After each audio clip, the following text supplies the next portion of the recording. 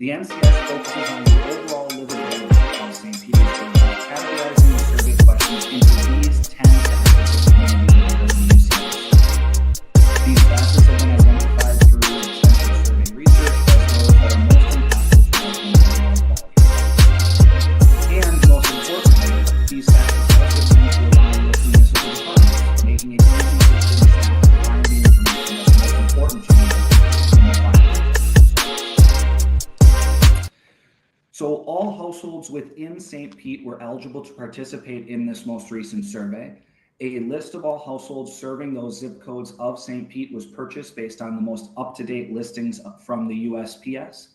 And then using the GIS boundary files that you all provided to us, addresses located outside of St. Pete's boundaries were removed from that potential list. So in the end, 5,500 addresses were randomly selected to receive the survey.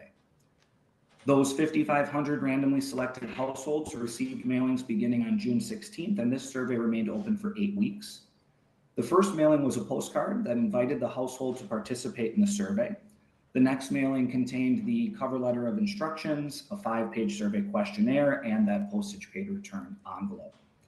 Both the postcard and the cover letter did include a web link and QR codes to give residents the opportunity to respond online.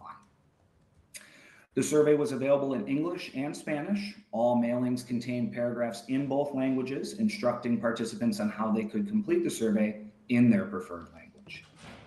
You can see here a total of 558 completed surveys were received from these efforts, providing a response rate of 11% and a margin of error of plus or minus 4.1%. Now, in addition to this randomly selected probability sample of households, a link to an online community-wide open participation survey was also publicized by the city. That open participation survey was open to all city residents, became available on July 24th. That survey remained open for 3 weeks, and an additional 1,052 responses were received from those efforts. Now, the presentation that we're going to go through here and the report are based on the 558 responses from that probabilistic random sample mail-based survey. But the responses to the open participation survey are provided separately in the full report. Now, as I said before, and as was brought up in the introduction, one of the major advantages to a local government in participating in the National Community Survey is the opportunity to compare ratings given by your residents to those from communities across the nation. This allows you, again, to compare ratings of services to ratings of similar services in other communities. You can see here there are currently around 500 communities in our national database. St. Petersburg received comparisons to the entire national database. We call that the national benchmark, but also opted to receive custom benchmark comparisons to a subset of communities that more closely aligns with the demographics of St. Pete. Okay, so with that, we'll turn to an overview of survey results before we hit on some key findings that our data science and survey research teams pulled out of the report. So in the survey, we have 2 questions that ask directly about those 10 facets of community livability we saw a few slides ago. The first asks residents to rate the quality of each of those facets, and you can see the resulting comparison to our national benchmark here in the shading on the chart. The second question asks about those same facets of community livability, but instead is centered on how important residents think it is for the community to focus on that facet in the coming 2 years. So we asked both about the quality and the importance of these facets, and we use those answers to create the quality importance gap chart, which you can see on the slide here. We use this chart, which is included in the full report, to help determine which areas are of relatively higher importance and lower quality to residents, those with the largest gaps between the two. This chart is just one of many ways to help interpret your data, and it can be used to help identify key findings and to help assist communities with determining what areas may need additional focus or additional resource allocation in the coming years, and which others are performing well by comparison. Now, as I said before, St. Petersburg elected to compare their results to a custom subset of communities from within the national database, these communities more closely aligned with the demographic makeup of the city. Of the 119 survey items for which residents provided evaluative ratings, 17 received ratings that were statistically significantly higher than that comparison group, 96 were similar, and 6 received lower ratings. Results are considered to be similar to the comparison communities if they're within 10 points of that rolling national average, and higher or lower if the comparisons are more than 10 points different from that average. We will continue to show here as we move ahead national and custom comparisons in the rest of this presentation, and they are available as well in the full report of results. All right, so with that, I would like to move on to some highlights of our findings. I do want to point out a few items that stood out to us as survey researchers. As you know, there is a lot of additional data in the full report that we won't cover today, but the rest of this presentation is going to focus on a few areas that we found to be most noteworthy within the survey results. So our first key takeaway here, St. Petersburg residents give high marks to the overall quality of life ratings. About 8 in 10 residents rated St. Petersburg as a place to live, the overall quality of life in the city, and the overall image or reputation of St. Pete as excellent or good. In addition, roughly 8 in 10 residents said that they plan to remain in the city for the next 5 years and would recommend living in St. Petersburg to someone who asked. Each of the ratings that you see on the slide here are similar to both the national and custom benchmarks and remained relatively stable from the previous survey, which was held in 2024. Key finding number 2, safety remains a key strength for St. Pete residents. More than 9 in 10 residents, you can see 92%, expressed feeling safe in their neighborhood during the day. Nearly 9 in 10 also said they felt very or somewhat safe in the downtown or commercial areas during the day. Also, about 3/4 of respondents favorably viewed their safety from violent crime and from property crime. You can see here the feelings of safety from property crime showed an increasing trend compared to 2024. And only about 2 in 10 you can see indicated feeling safe from fire, flood, or other natural disaster. This single item in the safety facet did perform lower than benchmarks and saw a statistically significant decline from 2024. Now, in addition to feelings of safety, residents were also asked to rate numerous safety services found in the city. Over 8 in 10 expressed satisfaction with fire services and ambulance or EMS. About 3 in 4 respondents positively rated fire prevention and education services. And 2/3 of respondents favorably viewed emergency preparedness and police services, with emergency preparedness showing a decline from the past year. Jason, I'm going to just add some context here for them. So we're not going to go over it today, but I just wanted to mention to you one of the things provided in your backup materials is Pinellas County finished their survey right about the same time as us. They underwent a similar season with hurricanes, and so they saw some of these similar decreases. And I just wanted to mention, again, we're not going to go over it today, but I wanted you to have it as your backup so you could see what another community that had some of the same experience as us, what their decreases looked like over the last year as well. Thanks, yes, Jason. Perfect, thank you. Great. Then our third key takeaway here, residents see some mixed results in St. Pete's economic performance. The economy ranked as the second most important area of focus when residents were asked, with over 9 in 10 stating that the local economy should be an essential or very important area of focus for St. Pete in the coming 2 years. More than 9 in 10 residents expressed satisfaction with St. Petersburg as a place to visit, and more than 8 in 10 favorably viewed the vibrancy of the downtown or commercial area, performing higher than custom and national benchmarks. About 3/4 of respondents positively rated the variety of business and service establishments and the overall quality of business and service establishments, with variety performing again higher than custom and national benchmarks. Nearly 2/3 of residents showed satisfaction with St. Petersburg as a place to work, while half of residents indicated the approval of overall economic health. You can see our final 2 items here, just less than half valued overall economic development and employment opportunities, with employment opportunities showing a decreasing trend from 2024, but still scoring higher than our rolling national average. Key finding number 4, Parks and Recreation Services earned strong resident approval. So more than 8 in 10 residents expressed satisfaction with recreational opportunities, again, performing higher than custom and national benchmarks. About 4 in 5 residents positively rated city parks. This was in line with custom and national benchmarks, while nearly 4 in 5 favorably rated fitness opportunities, and 3/4 of residents showed approval of recreational classes or programs and recreational centers. You can see here 4 of these 5 items did score above our custom benchmark comparisons, with recreational opportunities also exceeding the national benchmark. Key finding number 5, utility infrastructure is considered the most important facet by residents.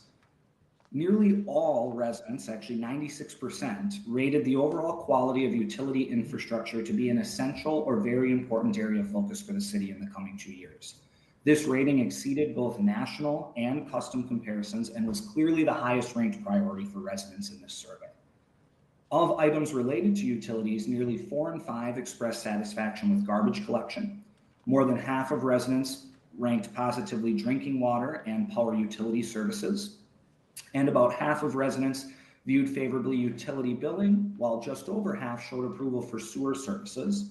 And around 1/3 of respondents indicated satisfaction with the overall quality of utility infrastructure, and 1 in 4 gave excellent or good marks to stormwater management. You can see most of these items did score below our custom and national benchmarks with some downward trends. I believe this is another comparison group that we have with Pinellas County as well in that additional packet. All right, key finding number 6, mobility services show mixed performance across different transportation modes.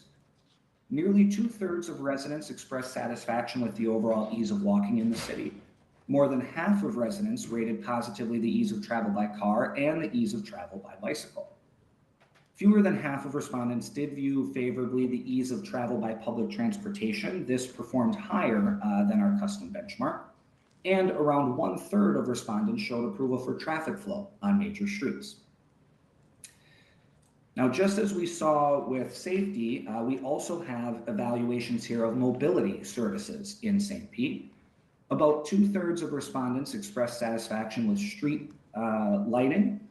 The 3 in 5 residents rated positively street cleaning services provided by the city. And just around half of residents favorably viewed traffic enforcement and traffic signal timing. Each of these items did score in line again with our national benchmarks. And then finally, key finding number 7, residents celebrate St. Pete's cultural vibrancy, but do identify some concerns with educational opportunities. So more than 4 in 5 residents expressed satisfaction with the opportunities to attend special events and festivals, performing above the custom benchmark and national benchmark. 4 in 5 residents also valued how the community supports the arts and the opportunities to attend cultural or arts or music activities. More than half of residents rated positively adult educational opportunities. However, fewer than half provided excellent or good ratings for K through 12 education, and only about 3 in 10 indicated satisfaction with the availability of affordable quality childcare or preschool. That last item did show a decreasing trend from 2024. Now, in addition to these standard questions asked on the NCS, residents were also asked to provide their responses to some custom questions that relate directly to the work that the city is doing. So in this first battery of questions, we asked residents to rate how important, if at all, they thought it was for St. Petersburg to focus on the following areas of investment. About 3/4 of residents indicated a high priority for investment in stormwater management.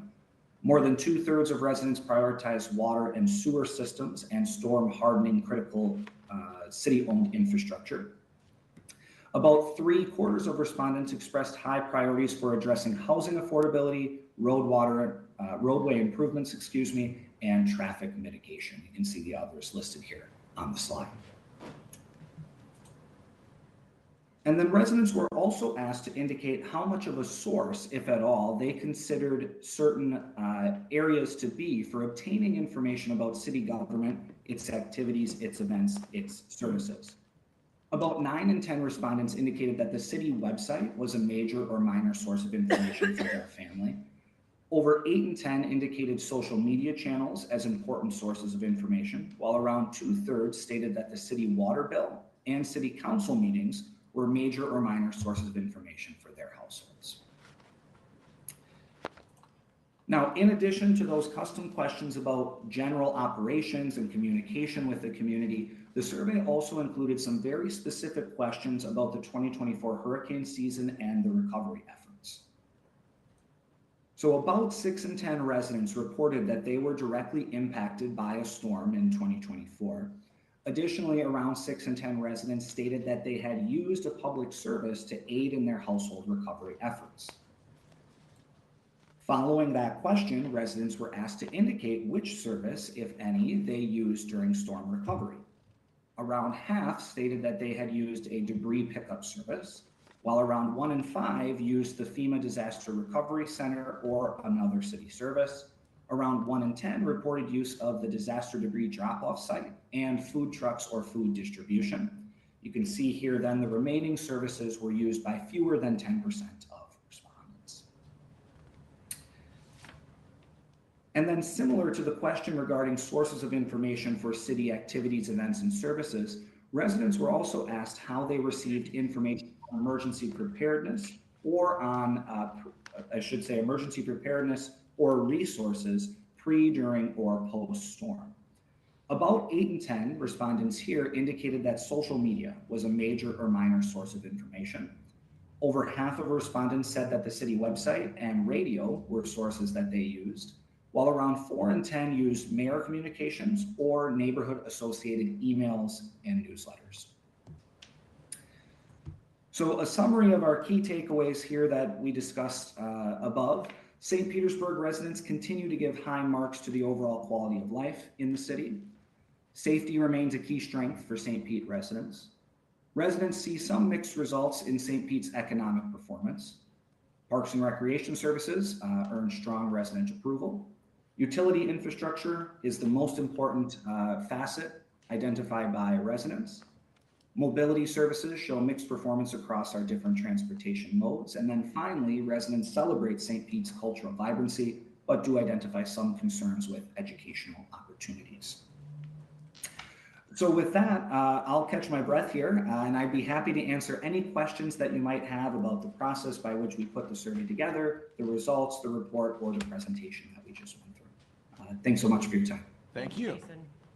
Council members. Vice Chair I'll Hanowitz. start then. Well, first of all, thank you very much, and Amy and your team for working on this. This is something that I find extremely helpful in terms of where we are and giving us a nice overview. Even with all this work, it's funny because when I see some of the results, I'm not shocked. No. Like it tracks the things that we know that our residents may complain about. Which to me is a good thing because I think it kind of confirms some of the issues that we already know. And I'll just start off for me, you know, when you talk about after storms and now people are concerned about their exposure and their risk level when it comes to flooding or national or natural disasters, now they know.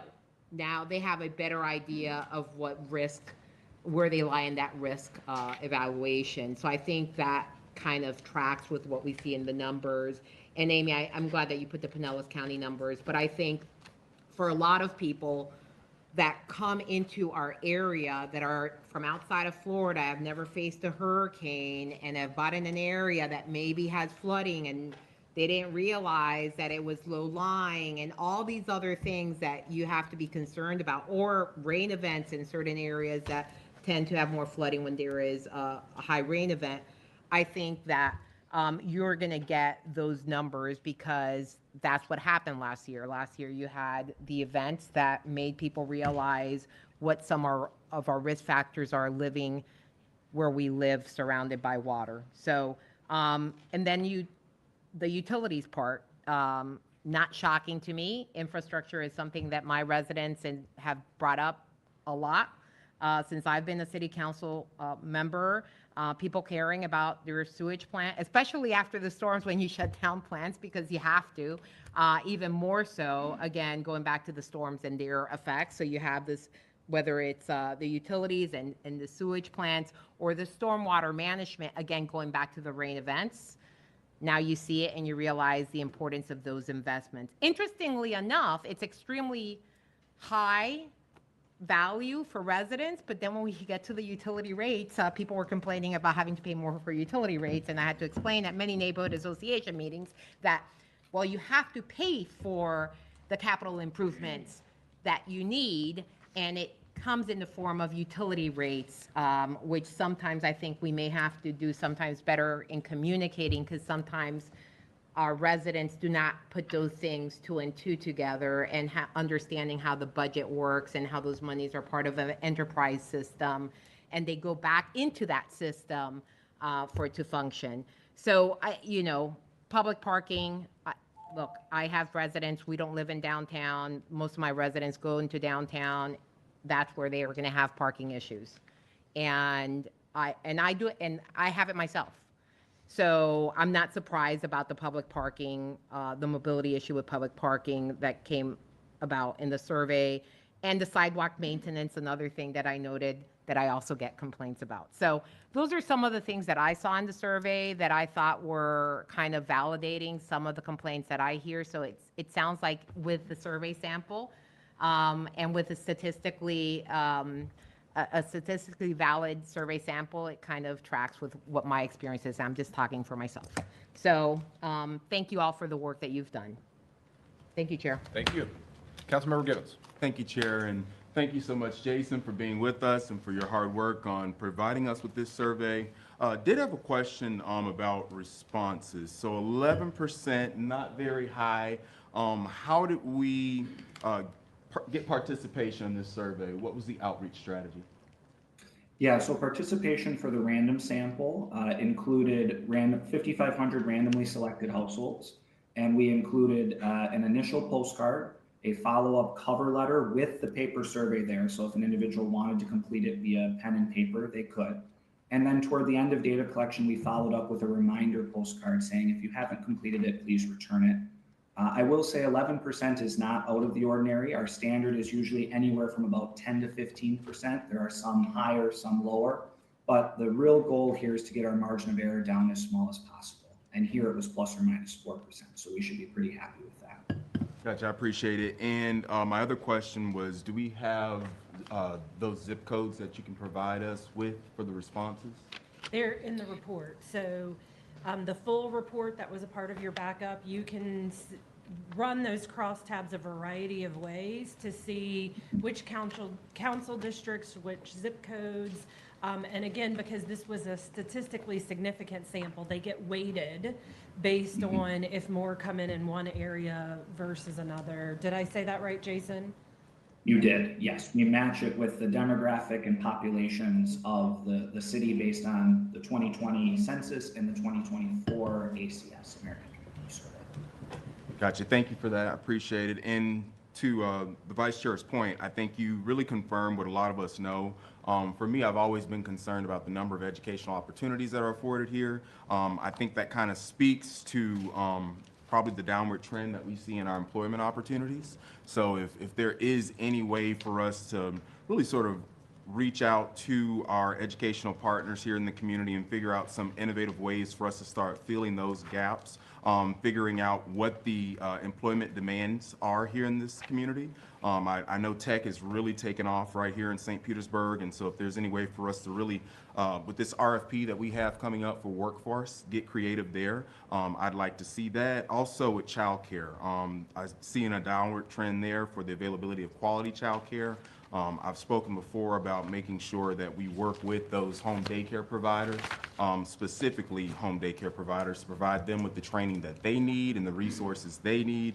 I know that there are some courses that home daycare providers are required to pay out of pocket who accept EOC. So if there's an opportunity for us to support them there, I'd love to see that. And then lastly, I love the reminder that communication is key, because what I've been saying is that there's been a shift from consuming our information via print media to social media. And we saw that with 8 out of 10 of our respondents saying that they obtain their information from the city that way, either via our social media or our city website. So as we start talking about things like e-bike safety and a marketing campaign, I really love the fact that we're embracing social media to communicate with our constituents, because we know that's where they are. So I really hope we'll start doing more of that, especially as it relates to hurricane season. That's where so many of our constituents were looking for help on social media. So I really hope that we would consider that. But my last question is probably going to be for administration, as far as, I'm new to this survey process. So what is our takeaway? We will take these key findings and do what with it, specifically as it relates to the budget? Yeah, Councilmember, I mean, that's exactly why you're getting it in this timing, right? You just approved the last budget. And so this is information for you to consider as you prepare your priorities in the new year for the budget. And I think it's why it's really important for us to not only talk about how important people felt it was for an investment, as well as how they rated the quality, because there's some mismatches there, right? So in one area, they talked about sidewalk maintenance going down, but then if you look at the question where we ask what we should invest in the next 2 years, it was one of the last things, right?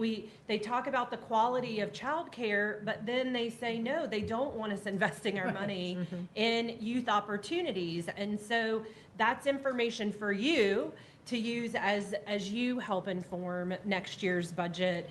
And that's why this timing was so important. We also felt the timing of now was important as it related to the utility conversation, because in a future BF&T meeting, you're going to be having a conversation about the GO bonds.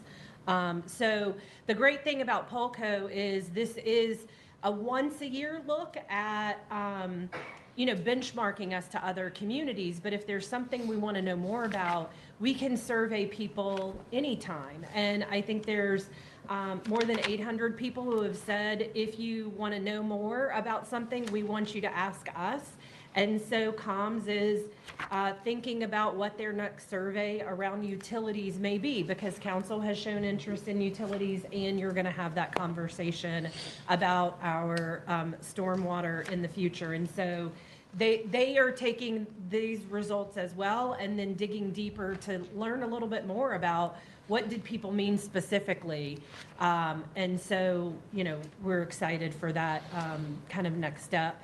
There will also, the results will be provided on the website with kind of a 2-pager infographic similar to previous years, so that it's easier for folks to digest that maybe didn't receive this longer presentation that you have.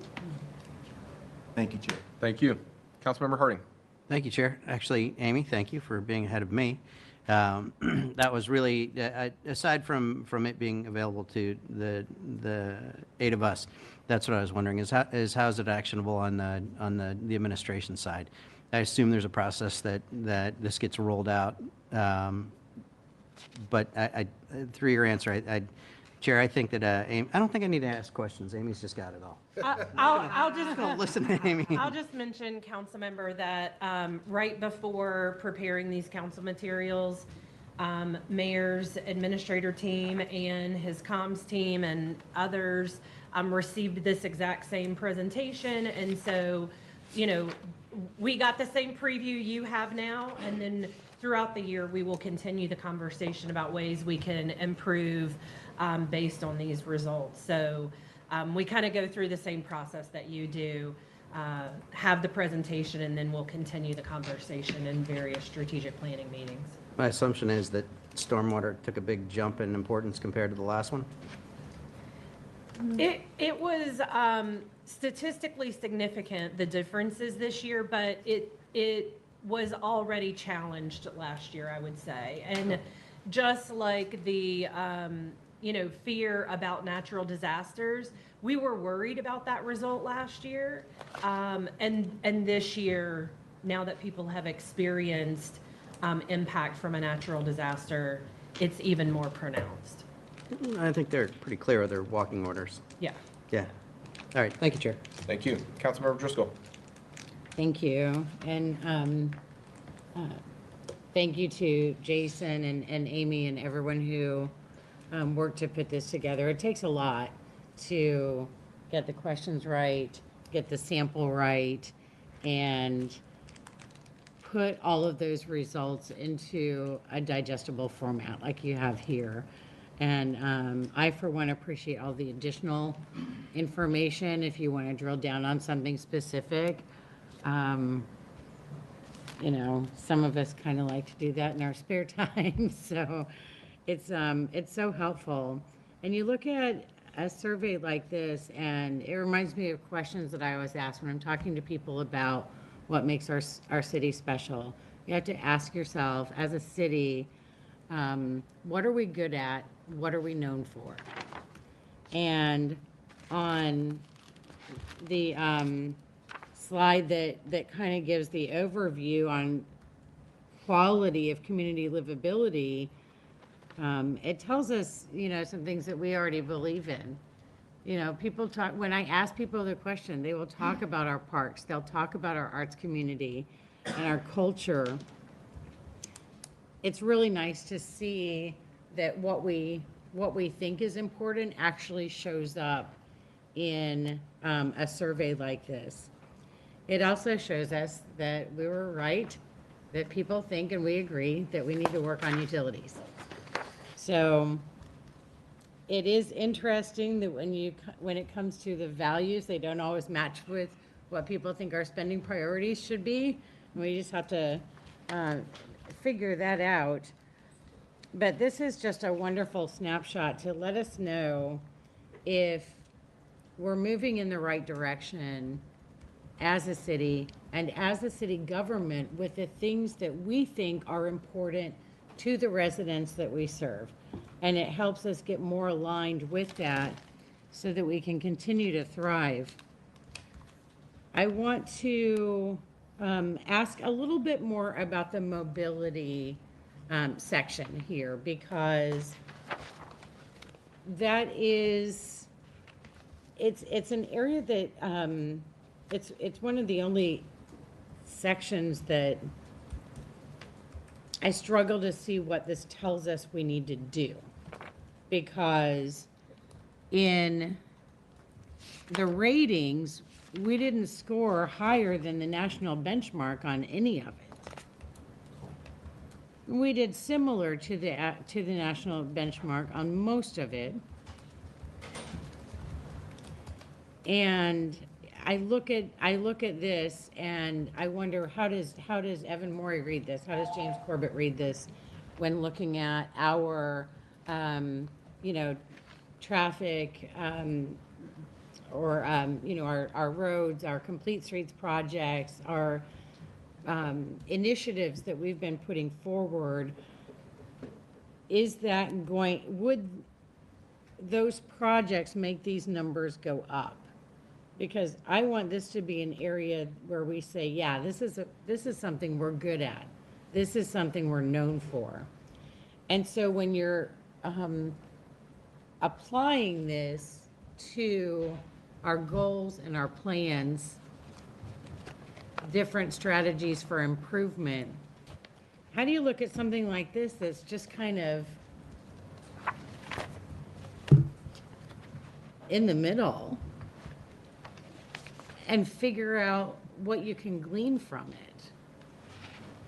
Especially when they're saying, I mean, if sidewalks are considered part of mobility, you know,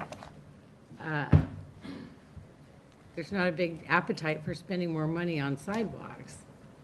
But I see, you know, travel by bicycle is kind of in the middle.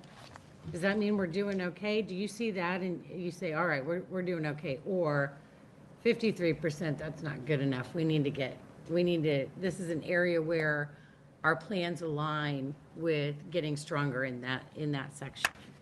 So I think, Evan, if I could, I mean, it's just a good time for me just to mention, I mean, this is one of the great things I think about Mayor Welch doing these studies, right? You know, this is the second year that we've done this, and for some of the new council members, we never did this in the history of the city of St. Petersburg, right? So we get together and we have these conversations, and, you know, I agree with a lot of the things that council's saying, and I'll be honest, I've worked here for a number of years, and I thought we would be lower on mobility. I really did when we did the first study. You know, we're in a Florida city. We don't have mass transit really. We've worked on a lot of things. But, you know, I think my feedback, my takeaway is that some of the things that we've been doing are recognized and that we want to do more. We want to move, like you're saying, to be a leader in the state of Florida related to mobility. You know, I think we were really out front with the complete streets and the road diets and things of that nature, Sunrunner. And I think this is good feedback, and it gets recognized, and it tells us to keep moving forward. So Evan, I don't know how you feel about it, but I just thought that was a good opportunity for me to. Yeah, the other thing I was going to say while Evan, before Evan speaks, is this could be another area, council member, that if Evan needs additional information, I don't know if he does, but if he does, it's an area that we could do a deeper dive and do some follow-up surveying to understand more about why are people feeling worse about traffic flow on major streets this year versus last year, or the ease of public parking. I think we all kind of know because we live here and we see it, but if there's particular areas that his team wanted to dig into, that's a follow-up survey that could happen as well. And really quick before Evan, because I'd like Evan to cover some of the other ones. I'll just start with the ease of public parking, and Councilmember Hanowitz, Vice Chair Hanowitz mentioned this one. So we have conversations often with residents about their frustrations or the perception that the public parking is not easy. And I think some of it is perception or the expectation that there was a point in the city where you could go park in front of wherever you were going and walk right in. Those days are far gone. And while street parking may not be readily available, we notice that people will circle the block multiple times, and we have several parking garages that have lots of space in them. So some of it is maybe helping people to adjust to the new normal in St. Petersburg. I think with a lot of these, as more people move here, every single one of these categories will be impacted. I'll use myself as an example. I live south of here, and as I get closer to the Skyway, it backs up, and I'm noticing that it's getting more and more. So like the perception of that is like, well, this is not easy to travel by car, but it's a result of our popularity. So with the ease of public parking, I mean, we're not going to create more parking, and I think there is enough parking now, but I do believe the way that people want to park, maybe we're not able to accommodate them. So some of it may be helping to shift the narrative or the mindset of how you get your parking, particularly in downtown. But Evan, I'll let you. Sure. Thanks. So yeah, on the parking, I think that people usually think of how easily can I park on street. Most people prefer to park on street than in a garage. And actually, some of the things that we're doing now are on the cusp of doing, like raising parking rates on the street, are actually going to help improve the ratings on parking, which is a little bit ironic. But we're going to start to use the mechanism of finance and the rules of economics to help create more availability on street. So I think that will go up. When I look at the list, well, first off, I'm really happy about the highest ranking on walking. I mean, we have a really good reputation about walkability. We're still adding more bike lanes, more ways to get around by bikes, so that's not too surprising. But when I look at the list, it's hard to pick one thing to work on. Like, I want to keep working on all these things, and we'll keep working on all of these things.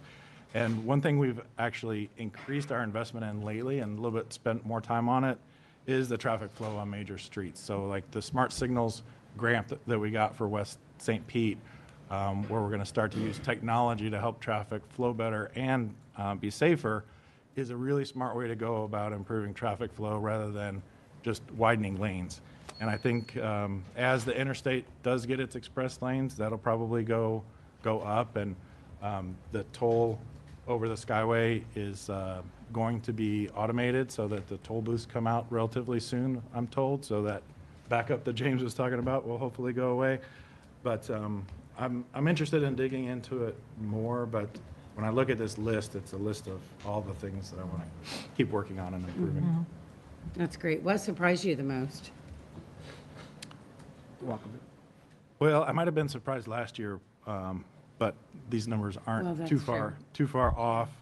I don't know if I had any surprises, to be Okay. honest with you. Okay. Well, I know when we were having budget discussions this year, especially as it got later in the game, there was a lot of voicing of interest in spending more on making our streets safer and, lowering those bad numbers that we want to improve upon. And so when I see this, I see a link towards opportunities for that and the real need to get some more serious funding going, because as we grow, these numbers won't get better unless we get better. Right, and we are coming into our best year of sidewalk funding that we've had in recent memory, as well as an increase in complete streets. So we are getting some more funding to work on these items. Okay, great. And then I love the summary of conclusions. It kind of points out a lot of the areas in general where we could do a lot of work. And I look forward to hearing more from the administration on this as concrete action plans are formed to address some of this so that we can keep scoring higher and higher every year. Thank you, Chair. Thank you. Vice Chair Hanowitz. Thank you, Chair. One of the things I wanted to touch upon, because we discussed it in terms of the sidewalk. So when I look at the investments in the city and I look at those options, when I look at, you go to the survey itself and you have just a concrete set of options. If I personally looked at those concrete set of options, I would come up probably with the same list. Meaning, if you compare the importance of investments to sidewalks versus your stormwater management, stormwater is probably gonna win. And so what I'm curious about, because if we're asking someone a question and you have 8 options and they're all either essential, very important, somewhat important, or not at all important, you're going to probably come up with a range of this is the most important and this is the least important in that list. But the problem is that list is not the same pot of money. And I'm just curious, in terms of doing a deeper dive, stormwater management, water and sewer systems, those are all our utilities, and that's the pot of money we use. And then we have these other items, roadway traffic, youth activities, they could come out of our general fund and all that. And I'm just curious how you look at that, because you're using, am I making myself clear? I totally understand what you're saying, Councilmember, and we mirrored the structure of the questions to match Pinellas County so we could benchmark ourselves to somebody. Right. Right? When it wasn't a national question. Right. The national questions we try not to pivot from too much. But you make a very valid point, and there are some Polco tools that are used specifically for the budgeting process with citizens that might allow us to dig deeper into the various funding sources as you're describing. And so that's something I'll take a follow-up look at. That'd be great. Because I absolutely understand the point you're making with the particular data set. Yes. Yeah, yeah. That'll be great, because I think that's going to be helpful, because, it's when you look at the questions and how they're posed with the other questions, and that's why sometimes I think the numbers don't match up. So, yeah, that would be wonderful if you do a deeper dive and find out more information, please share. I know you will share. So thank you. Thank you, Chair. Thank you. Any other council members? Okay, just quickly, first, thank you, Jason, for the report. Amy, your team for helping put it together. It's always super helpful. This is, I think, kind of the guiding light when I'm thinking about the upcoming year. The one thing I just wanted to quickly touch on, and we don't need to spend a lot of time on it, I was reading the responses in the backup, and I think one of the themes that I think we talked about after the storm, and I'm just not sure how we pull it off and what that looks like, but the resounding, how do I want to receive information was text message. And so I just think that's something as like, we've got to figure that out from a funding mechanism and give administration the opportunity to like, we've got to fix that. I know it's a conversation we had post-storm, if I'm remembering correctly. I don't think it's a funding issue. I Even would better. defer to Administrator Gertis on this, but my understanding, based on all of our after-action reviews, is that certain systems can only be used for very critical information, like someone is in danger, right? A storm is headed your way and you may flood, kind of. And people want much more general information than that. And so for that, we have to use a different system than reverse 911, I believe, Rob, right? Yeah, we can have comms get back to you on it. It's going to be an opt-in situation, I think, and so we can follow up with the chief of staff. But I think we have the capabilities that we need. It's a matter of getting people signed up for various services and having the right, files, and we've worked through some of that in our after-action review. So I think there will be more of that. Okay. Again, I don't want to take up too much time. The way I was thinking about it, and if I'm repeating myself from the last meeting, I apologize, is, I think, or I'll just speak for myself. I sent out text messages during my campaign, geo-fenced them, and it was general information. If there's something that we can't do because of that, we can talk about that one-on-one, but that's what I was thinking about, was like, we can geo-fence St. Pete, send out a blanket text message, rather than use reverse 911 where it's, a Amber Alert. I totally get that part, but that's kind of where my head was. But I want to end on a positive. I think for any staff that's listening, I'm just so thankful for everything you do, because this is a reflection of all of the work that you are doing. And I think resoundingly it's positive. There are obviously some things that we have to work on, and we've got to create those priorities along with administration. But from a staff perspective, I think you should be ridiculously proud of how we stack up against the country. And so I hope staff hears that. I'm very thankful for the work that you do every day. And this is frankly, a glowing recommendation of the work that you're doing. So I'm very thankful, and thanks for bringing it to us, Amy. Thank you. Okay. Thanks, Jason. Thank you, Jason. Thank you.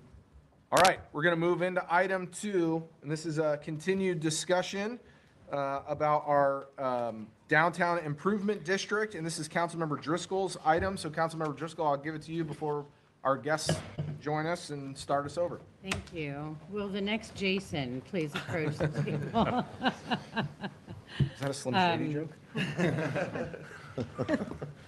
I couldn't help myself. So we've had a lot of discussion on this particular initiative already, and so I don't feel the need to introduce it again. I just want to thank Jason and Sean for really taking in the feedback and input from not only city council, but from the administration and city staff, because at the end of the day, everyone needs to work together to make this successful.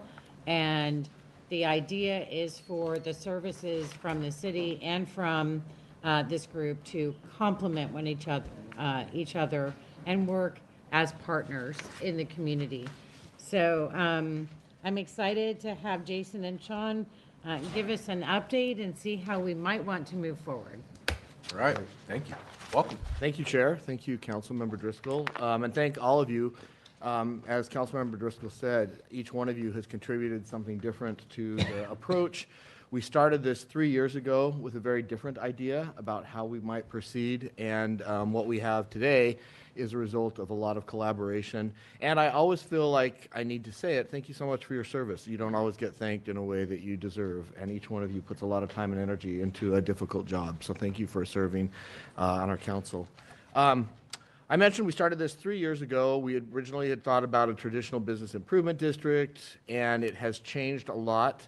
I did want to we mentioned this last time, but really these are throughout the country. Thousands of them exist, And it really is to create enhanced services in a densely populated urban area. That's really the point of it, and to provide some local attention to detail for an urban area. And that's the whole point behind a business improvement district or a downtown improvement district.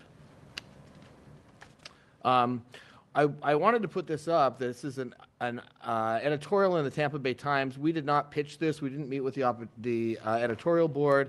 It came out. I'm going to read it word for word. Just kidding. I'm not going to read it word for word. But the next. Made it to about the first.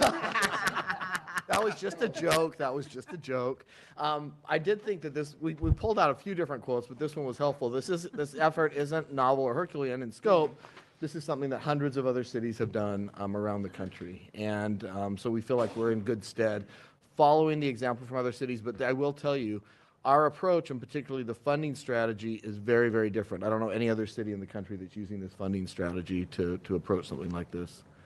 The structure for this would operate as a 501c3 nonprofit. It would be managed by a full-time hired staff. And this is one of 3,000 other organizations in the country that do these same things. And I will turn it over to Sean to talk about the actual operations. And again, we're trying to go quickly because we've spent a lot of time a few weeks ago on all of these slides. Sure. So as we discussed last time, nothing drastically has changed here. As we started looking around for the need versus the budget, this is the district boundary that's being proposed, just shy of 250 acres, and then noting a lot of the major assets that would be touched and addressed as far as the space that's identified. So then what would the team look like as far as the ground level operations? Roughly 10 to 12 full-time staff members. These are full-time employees with full benefit package. There's 2 shifts, that morning shift, the afternoon shift, 7-day-a-week coverage. It's broken up into a clean team, ambassador program, maintenance, and then a district manager. Sean, I want to just mention one change. Originally, we had talked about doing homeless service navigators. We've taken that out of the proposal. I believe that the city has $1 million of rush funding that they're going to be using to deploy, and we want to support that effort. We didn't want to have 2 different efforts launched at the same time, but we remain available, supportive, and hope to be able to contribute to that in the future. But I did want to say that is a big change from the last time we presented. Yeah. Then we already talked about the 250 acres. This service is above and beyond. It's hyper-focused, but then when you start to layer in the staffing within the space, the zones make it very local oriented. So we look at a central Ave zone and then a space to the north and a space to the south. So these staff members have a very finite space, 60 to 80 acres, that they'll be in every day. So it gives them the opportunity to learn and know all the people that live, work, and play within these spaces, and they'll always stay within that neighborhood. Then going through the different areas of the program, when it comes to the clean team, this is that daily service for litter patrol, graffiti removal, pressure washing. It's about rolling the carpet out in the morning and making sure at 6 a.m. downtown is ready for everyone that lives and works here and the visitors that will arrive. Overnight pressure washing is a big piece of this. You look strategically at high traffic areas.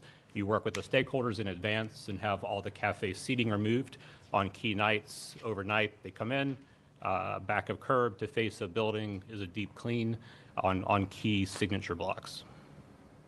The ambassador program is that next level up. This is really kind of the block captain, right? These are the ones that get to know all the storefronts, who works in that storefront, the residents, the business owners. Very collaborative, very much a hospitality-driven position. We go through a lot of training to learn about cultural venues, tourist destinations, the know-all of their neighborhood, and they're also tied back with the CRM, so all the data that's collected on their behalf, as well as all the contact information for every single property owner and that storefront and that major touch point there will be input into this system. Sean, I want to add here, we've had some really good, very initial, but really good conversations with Visit St. Pete Clearwater about partnering in this program. And I think that we think that we would be able to find potentially some additional funding, but certainly a lot of resources to make sure that these ambassadors really are hospitality driven. This isn't a security effort. This is really about making sure that locals and visitors feel welcomed in our community and have an opportunity to connect with the things that make this place so special. And then the last piece I would touch on is really a continuation of that data. So with that CRM, as every single property owner falls within that software, this entity now has the ability to be that single source to disseminate information to every single property owner, every single storefront. And then that communication then can start to snowball into other forms of work as far as focusing on certain urban design issues, urban management issues, being that liaison to help work through projects in a true public-private partnership. So the last thing that we want to talk about, and this is some new information, is this on-street parking revenue. I want to particularly thank Ted Civil in the Parking and Transportation Department and Evan Morey, who worked with us on this, along with support from James Corbett and the administration. So we identified these potential places for new parking meters, and we found that there would be about 425 potential new parking meters at an hourly rate of $1.50 an hour, 13 hours a day. It's like more than $3 million. We know we're not going to get that. A lot of these places will not see this type of revenue. But Ted did a really thoughtful analysis of what it might look like, and we believe that it could probably be something between 750,000, possibly $1 million every year. Again, it's a new program, new system, new funding mechanism, but we believe that that's enough to launch this pilot program. And so I know this is an issue that we've talked about a lot before and a concern that many have expressed. We wanted this to be new money, not taken out of the existing budget. I've seen the heads nodding who asked us to do that. We also wanted to be something that was specific to downtown. This isn't general fund money. This is money that is generated downtown, specific to downtown, created downtown, and a lot of the folks who may be parking and coming downtown may be helping to contribute to some of the things that we want to clean up. So there's really a philosophical rationale about why would we use this funding source in the downtown area. So the 3.24 million, we know that's a big number. When we submitted this, that was the latest information we had, but we have refined that a little bit and have a much smaller number.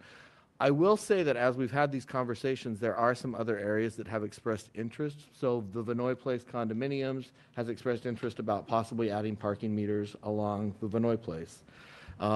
We've had some really good conversations about the Edge District. We've talked to Grand Central. So I think that as we deploy this, there may be some other areas where parking revenue could be realized that could expand this program and provide some additional funding.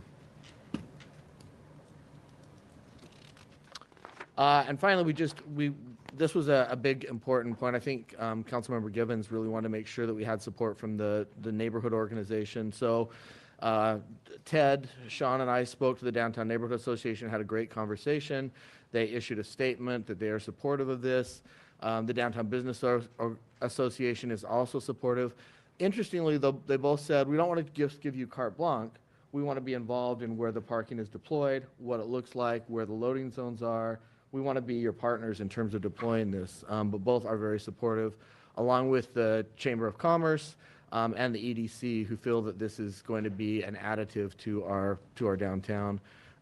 We mentioned the relationship with Visit St. Pete Clearwater. This is a picture I took actually in Boston this year, but you can see how the ambassadors really are visitor information specialists, and they can really provide that sort of information.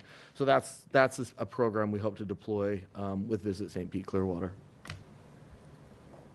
And I believe that is the end of our presentation. Okay, thank you. Councilmember Gabbard.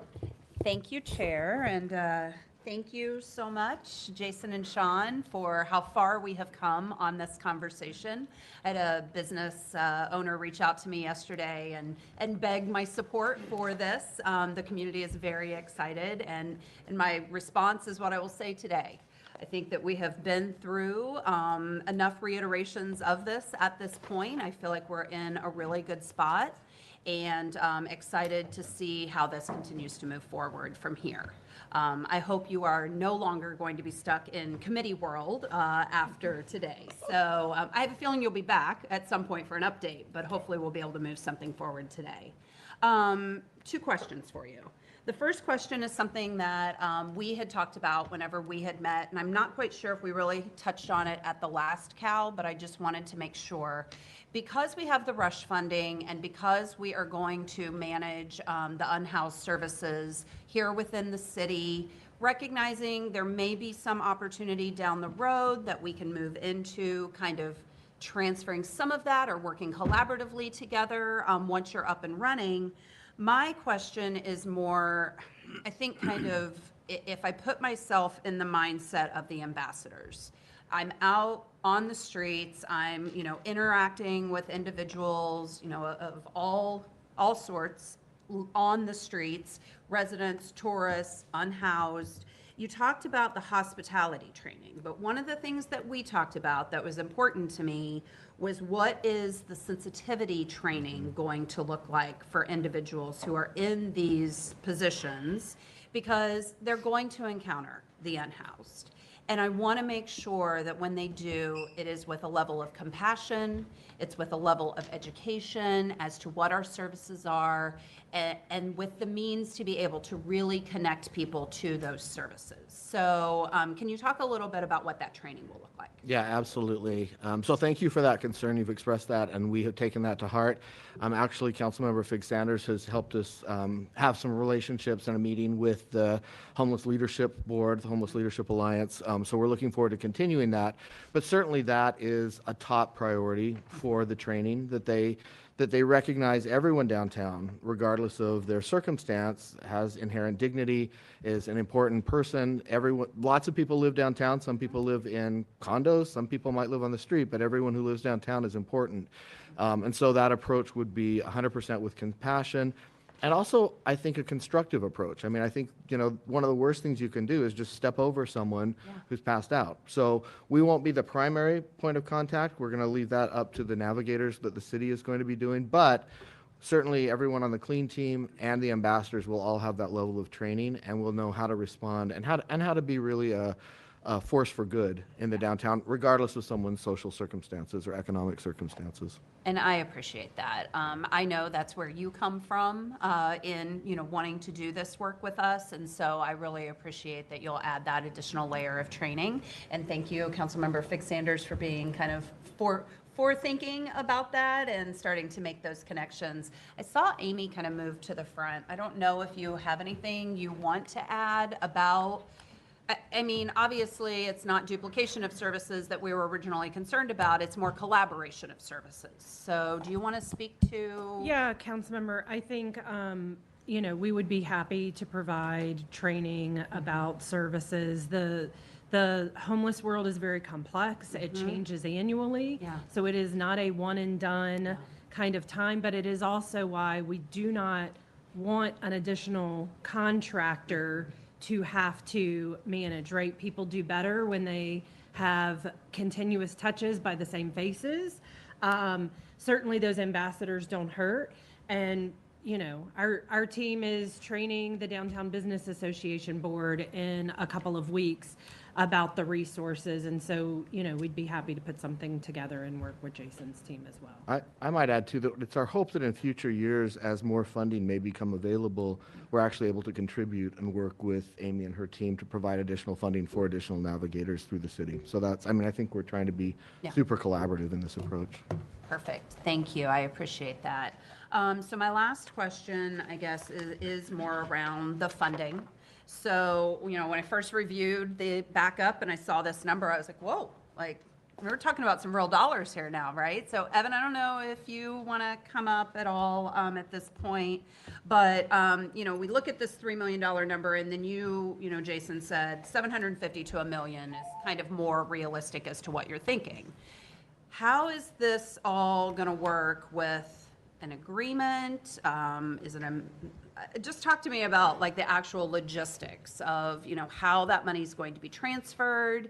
If we're estimating it could be up to 3 million, is it an open checkbook up to that amount? Is it a designated amount that council will approve? A percentage? What is this going to look like? So, Mr. Maury, before you get into that, let me just try and address that a little bit. So, we're looking for some feedback from council members today. Okay. Right? We're willing, the administration is willing to work on a scope of work, right, to do a procurement process. Within that scope of work, we're going to have to look at what we think those available funds can fund. It's going to be maybe more limited in scope than some of the previous discussions. We're going to look at a scope of work we think is around $700,000, $800,000 a year. So we're going to put that out for an RFP process. We're going to select a vendor. We're going to enter into a contract, and we'll bring that contract to City Council, and the parking revenue will be identified as the funding source. Now, Okay. we're willing to do that, but I just want to hear from council because, you know, last time we were here, the direction was, we want you to look at city employees doing this work, what that would cost. We want a side-by-side analysis. We're happy to do that too. If that's what you want us, we can come back to Yeah. another committee and provide you that. That was the end of the last discussion. And then this was scheduled today. So if there's 5 council members that want us to put out an RFP, we're willing to work on the scope of work and do that. If you want us to come back with a side-by-side analysis, we can do that too. Okay, understood. So, and I think it was someone else's comment, not mine, about the city employees. So I'm going to leave that where it is. I'm sure that will get brought up, but I might come back around and ask questions about that after it gets brought up separately. So I'll go ahead and leave it there for now. Thank you. Thank you. Vice Chair Hanowitz. Thank you. And Sean, Jason, thank you for working with us. I know this has been a long process. It usually is when you're talking about a new program and something that's innovative in the city. So it takes a while to get there, and I think we're working through those issues as we speak. So I already said how I felt about this from the beginning. Look, I see downtown, like any other neighborhood, they're going to have special needs. There's much more foot traffic and lots of other needs that my neighborhoods don't have. And because of that, there's probably going to need to be certain services that they're going to require. To City Administrator Gertis's point, the issue with city employees is they already have a ton of work. And having the extra work, that's probably going to be extremely difficult. I think that's why we're kind of looking at this as a separate RFP.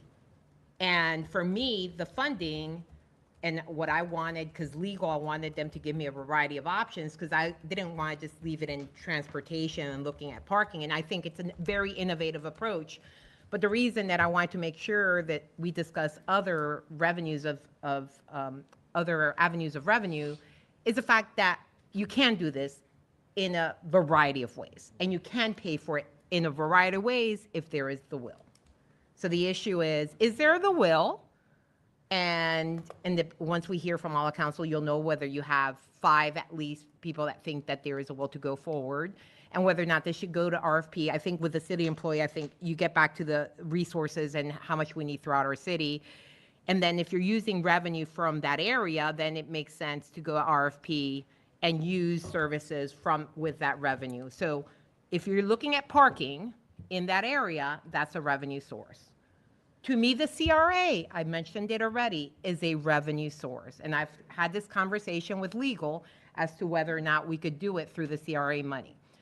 The CRA is to take care of blight and all the issues that we're talking about in a way downtown. We've spent hundreds of millions of dollars of taxpayer money from those taxpayers that are in there and reinvested in downtown to get a small portion of that, a sliver of that, not even 0.00 whatever that number is, and put it into this, to me, is a no-brainer.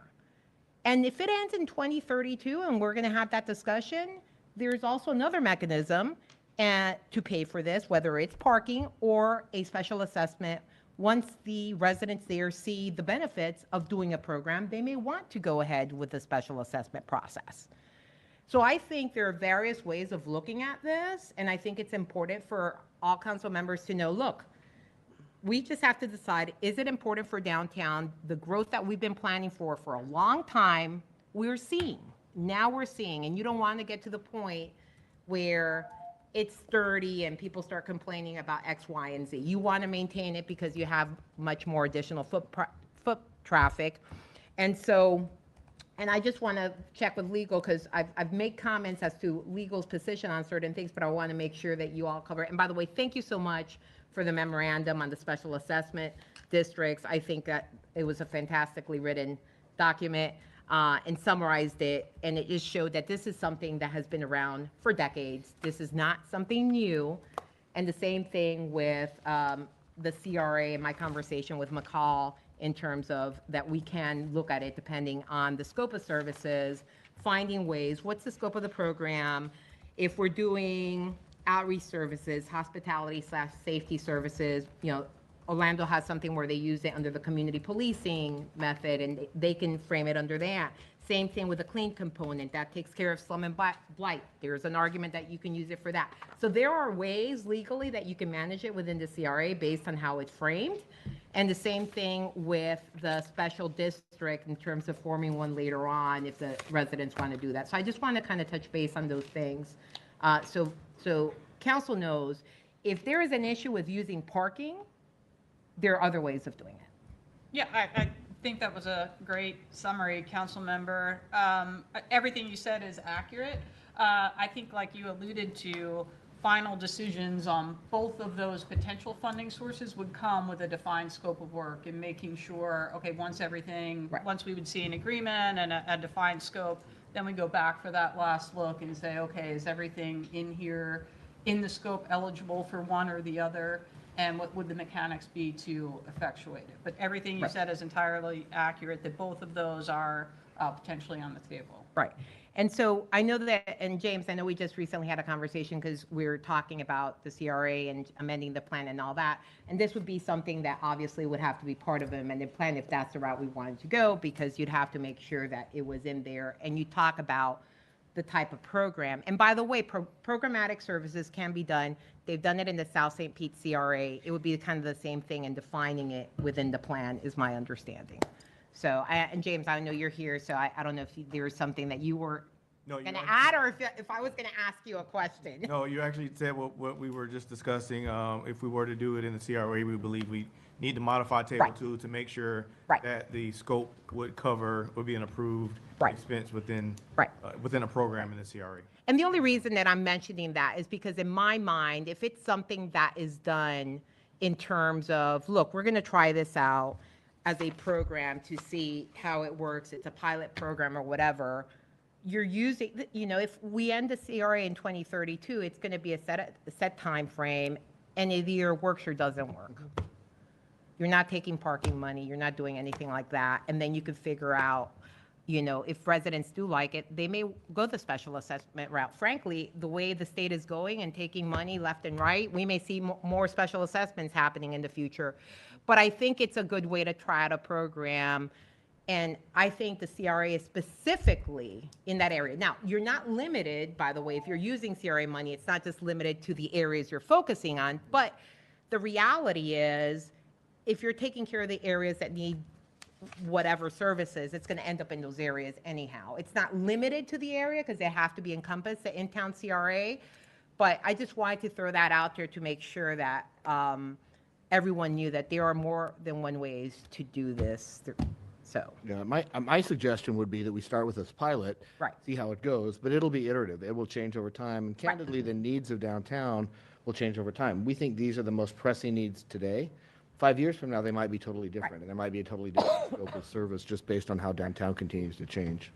Right. Yeah. Well, I'm open, like I said, I'm open to any way we do it. I just wanted to present different options for everyone, depending on how people feel about the different funding mechanisms.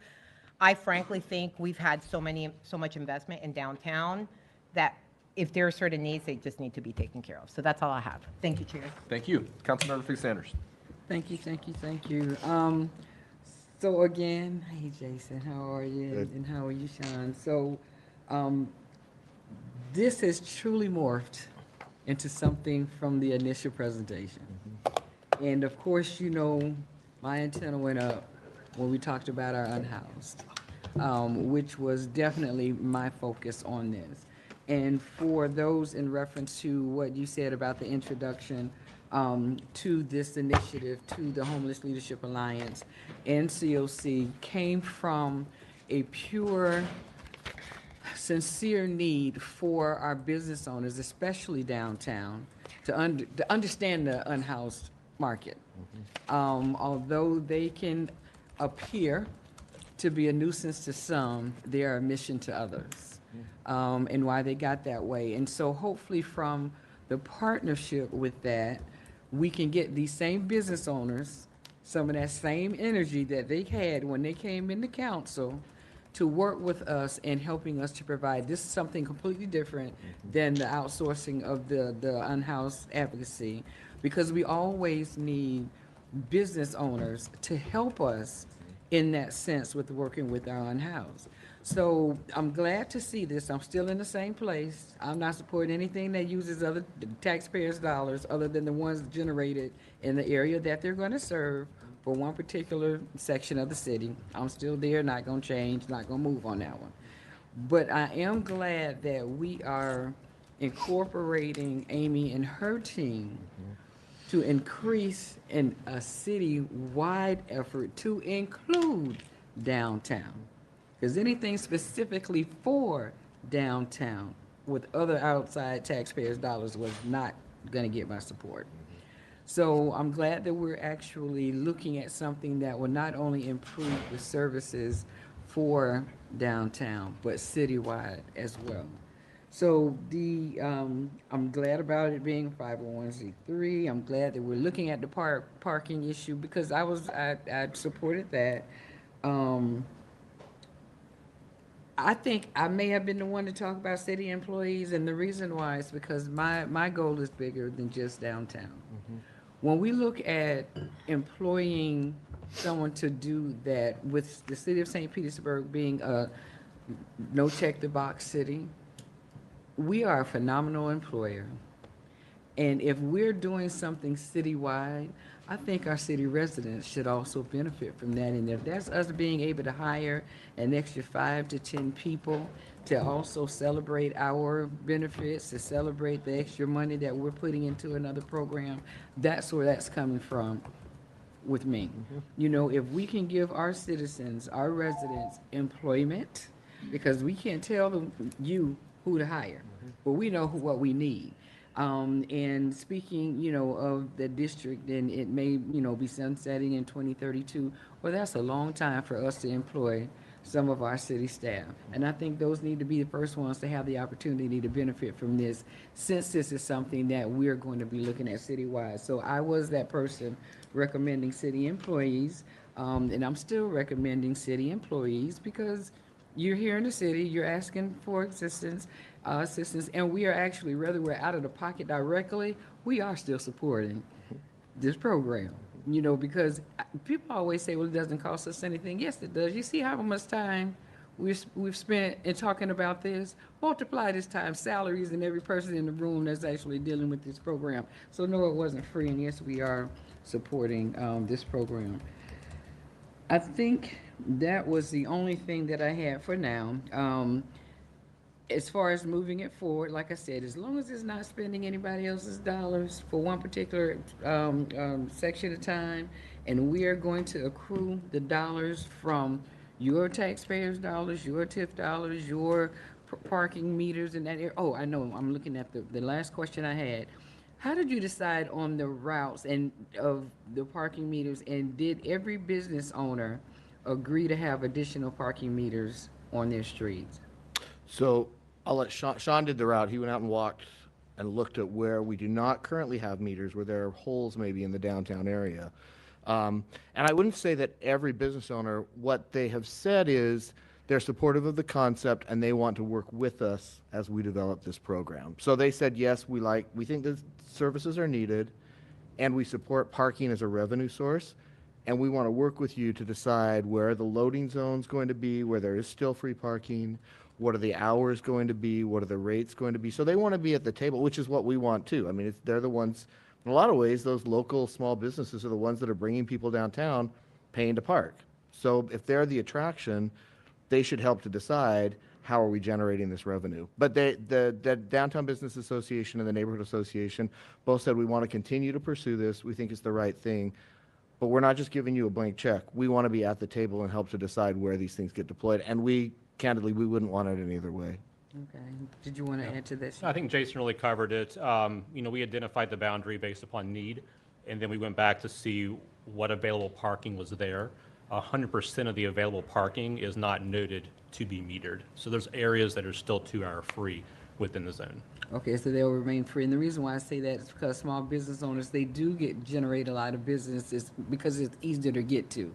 But now if I have to start paying in every 2 hours or whatever, I got to run out or use my Park Mobile could interfere with their revenue. So that's why I was just wondering if just like if we want to close the street, you gotta have to go to every person on that street and get them to sign off on it. So I was wondering if you did the same thing for that. Well, I'm gonna leave that there. I don't know if what we're trying to move forward today or not. But I do appreciate the fact that we've gotten to this point. Even with the name change, that means a whole lot to me because initially, I really wasn't for it, hands down. But now we've gotten to a place where we've shown what communication and collaboration can do. And I'm looking forward to our meeting to see how many of those small businesses we can actually have because we're always looking for small businesses to help us with our unhoused. And I appreciate the fact that Amy and her team are also working to help extend these services to all of our unhoused residents because they may leave downtown, but then they're gonna come somewhere else. And so that is not our goal, is to shuffle our homeless, but to provide what they need. So for that, I really, really, really do appreciate that and appreciate what the city is actually doing to kind of to make this work. So with that, thank you, Chair. Thank you. Councilmember Floyd. Thank you. I have a couple of things, but I want to start, one about funding, one about more logistics. I guess I'll start with the city employees conversation though, because I also had voiced support for that. I think the first thing I'll say is when I envision this, I'm not just saying like we're going to assign existing city employees to, no, I'm saying we need to create a new ecosystem, I don't know, department, whatever you want to call it, that focuses on this, and then we identify funds to use to fund that, which involves hiring new employees, promoting employees to lead it, and hiring replacements for them. These would be new employees. That's how I'm envisioning it. I think I wasn't sure if everyone was thinking the same way. And there's a couple of reasons why I want to see, and actually would feel quite strongly that I need to see city employees, the option for city employees to do this. And those things are, the couple of reasons that come to mind right away are, we were presented last time we were here with some logistics of, whose job it is to pick up trash, codes, like sanitation, all that. And I think there was some of that made sense and some that just didn't make sense. I can't remember exactly what it was, but like it was all on us as a city to make that more logical and coherent. And I think having city employees going out and doing this work could make us better as a whole in that respect. Another reason is, city employees are going to have public sector employment. It's a good union job. That's always important to me. And I have one more. Oh, one more is, I know we took ambassadors out of this, or I'm sorry, I can't remember the terminology, but basically homeless services. It's like navigators. Navigators, yeah. We took that part out of this because we didn't want to duplicate services, but we still have, I think it was ambassadors, yeah, and one of their a couple of their bullet points here: coordination with the police department and proactive engagement to deter nuisance behaviors. This is still going to impact people experiencing homelessness. And I appreciate the format that's been put here, but if we were to have this contracted out, there's layers between elected officials, the city administration, and the, I guess, behaviors and routines of a contracted service that are not there when it comes to city employees. And so it's still a sensitive subject here, even though I see that we've worked really hard to get someplace people can be comfortable. But if there were city employees doing it, we are very much incentivized to do the right thing because we're really publicly accountable. So that's a big reason. For those reasons, I would really like to see what it looks like to have the city take this work on. So that's the first thing I wanted to touch on. The second thing is funding, and I think I want to ask Evan some questions. So about, what kind of precedent the parking funding, doing parking like this sends. So I'll just start. I have a few things written down here. Thank you, Evan.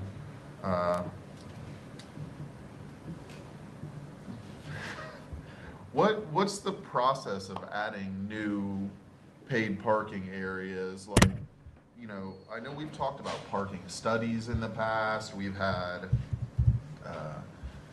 a lot of conversations around expanding meters in certain business districts. Like, what's that process look like, I guess, to get us started?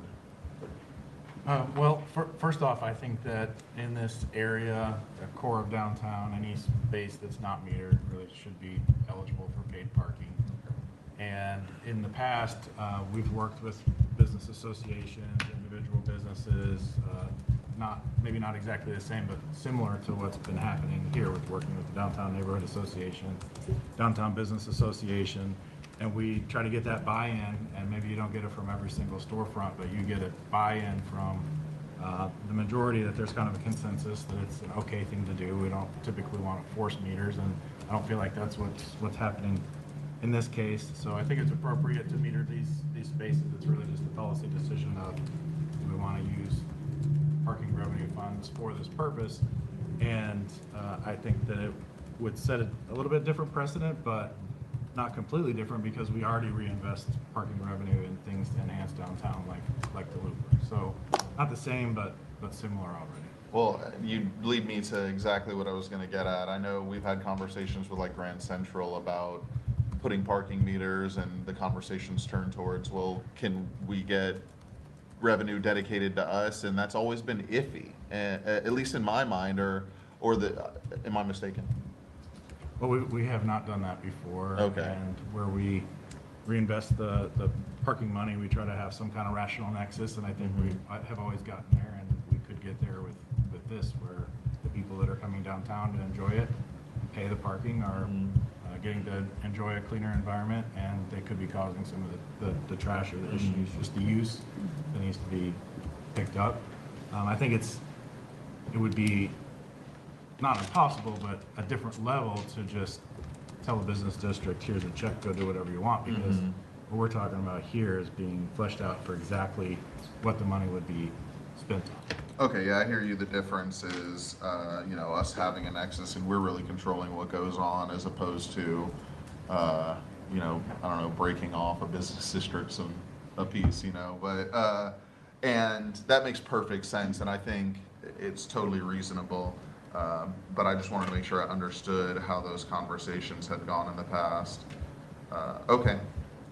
So I appreciate that the parking revenue that was contemplated for this exceeds what we're contemplating spending. Last time we had this meeting, I advocated for our parking revenue to increase street safety as well.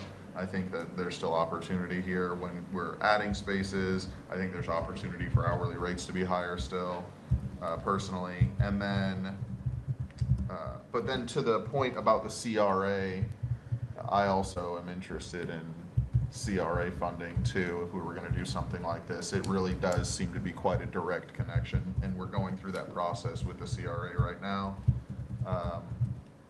So I'd be open to that also. But to your point, Evan, any place where there could be metered parking in a central business district should be metered parking in a central business district. I tend to agree. And if what comes from this conversation is we expand our paid parking and we use CRA funds to do something else, and we have more funds from parking, I think our parking and transportation department could responsibly and adequately expend those resources, is what I'll say. So I think think I had one more thing. Let me just check. No. I'll just say to wrap up that I would be interested in seeing what an RFP looked like to have an outside organization do this, but I gotta see it along with what we feel is we're comfortable with, like what the administration feels they'd be comfortable with city employees doing. Because I think there's just a level of care and responsibility that the city employee is gonna feel, not to the detriment of any private organization, but you know, it's our city and we are responsible for it. So I'll leave it there. Thank you, Chair. Thank you. Councilmember Givens. Thank you, Chair, and thank you again for being with us, Sean and Jason. I appreciate all your hard work on this. Lots of updates, lots of good information. Happy to see that you have been having those conversations with the business associations, the neighborhood associations, as well as the CDC. I think that's very important in the chamber, because I think when we think about partners in this initiative, we need them at the table. And so my hope and my ask is that you will continue to engage them, continue to seek their feedback so that we can make this effort successful. I'll start there with the CRA. I said at the last meeting, I fully support us using that as a revenue source because I feel like if it could work downtown, it could work in South St. Pete. So this could be our model for efforts that could be duplicated in other parts of the city. Because as my colleagues have already mentioned, the unhoused issue is not germane to just downtown. It's spread throughout the city. I would love to know more about, I was looking at the zones here. The north zone towards, you can go back to that last photo, yeah. The north zone there, I notice it does not include Mirror Lake. Is there a reason why we did not include Mirror Lake in that? So right now, there's not parking in the Mirror Lake area. That's one of the reasons. We have had, I'll be really candid, we've had lots of requests for Mirror Lake wanting to do something there. And I think for us, it would be identifying a revenue source and saying, is the revenue source sufficient to be able to provide those additional services? But Mirror Lake is definitely an expansion area that we should look at. The other challenge is Mirror Lake is not in the CRA area. We looked at that originally because originally we thought CRA would be great and it just seemed like a very long process of going back to the county, and we weren't sure exactly what CRA funds were going to be used, and at the time whether we'd be building a ballpark with CRA money or not. And so the parking seemed like a much more immediate, quick pilot to launch. We weren't sure that there was enough parking revenue in Mirror Lake to expand, but that doesn't mean that there wouldn't be in the future. I know there's an enormous amount of development planned for Mirror Lake, and we're very open to that. If the city says, you know what, Mirror Lake's a priority, we want to find a way to fund that and provide some of these services in Mirror Lake, absolutely, we would love to do that. I appreciate that. Question for administration. Do you take any position on us amending those boundaries? I know we're having conversations about amending our CRA. Is that something that we are open to considering? I think that would be very difficult because the CRA was created because of proof of slum and blight. So to say that there was slum and blight at Mirror Lake right now today would be a much harder argument than maybe 20 years ago.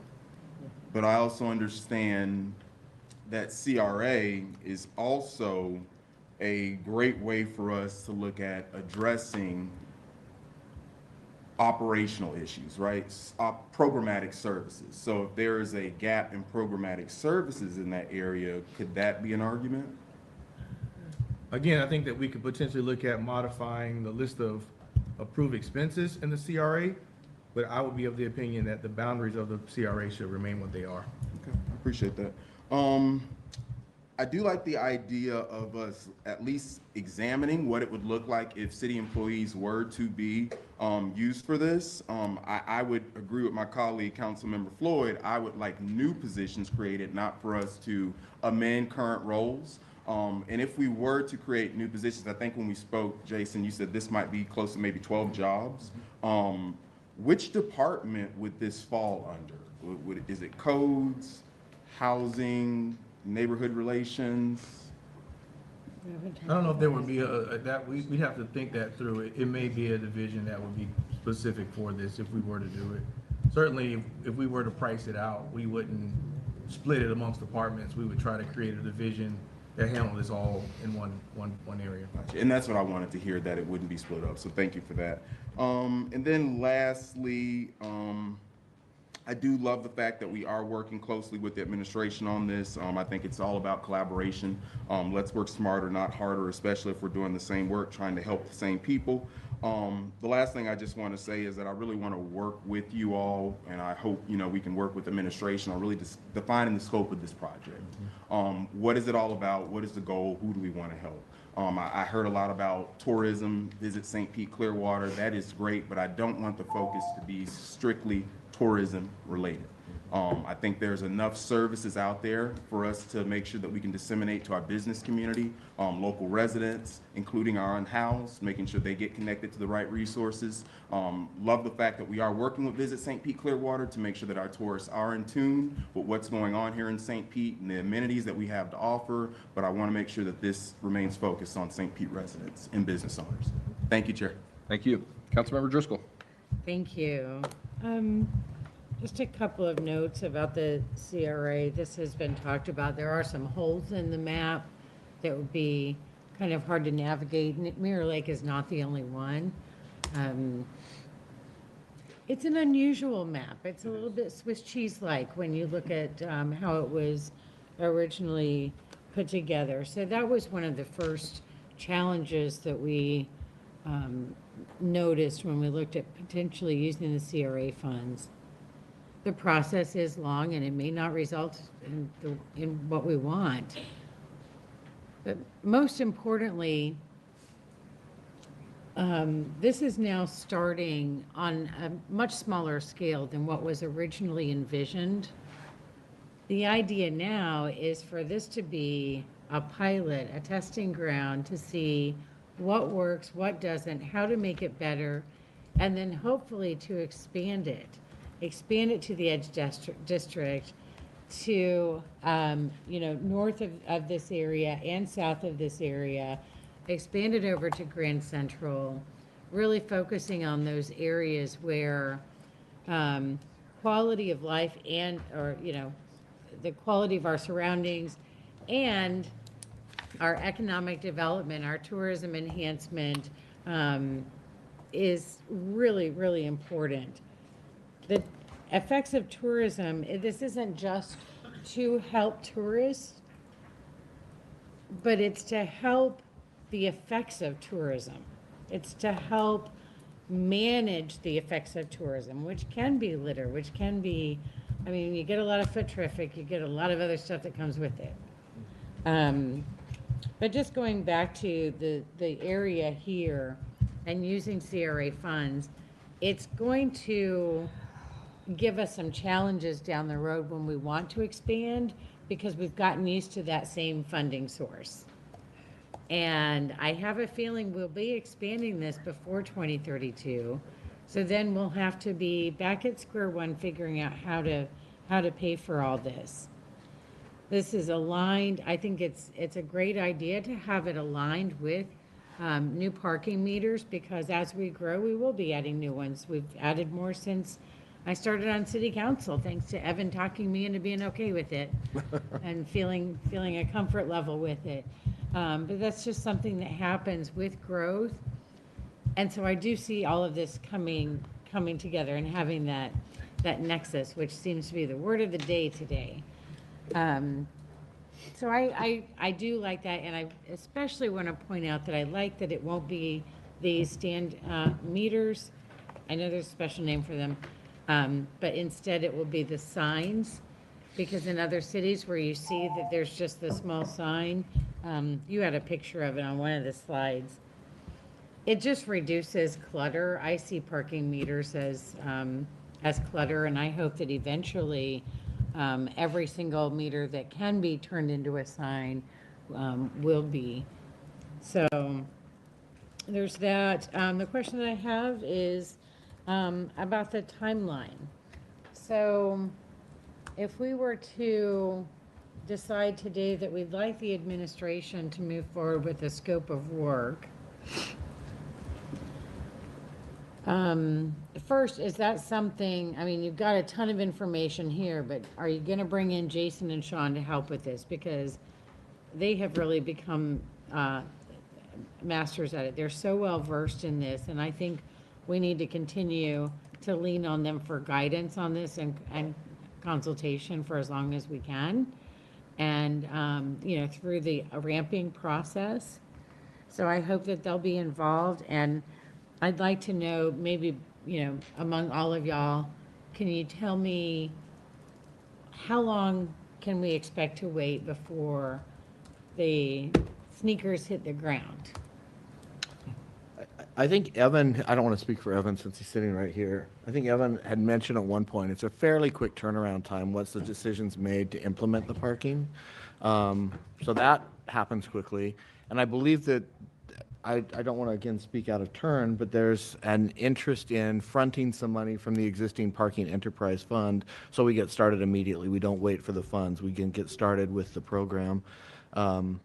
If you all want to move forward with something, my hope would be that we're able to deploy first quarter of 2026.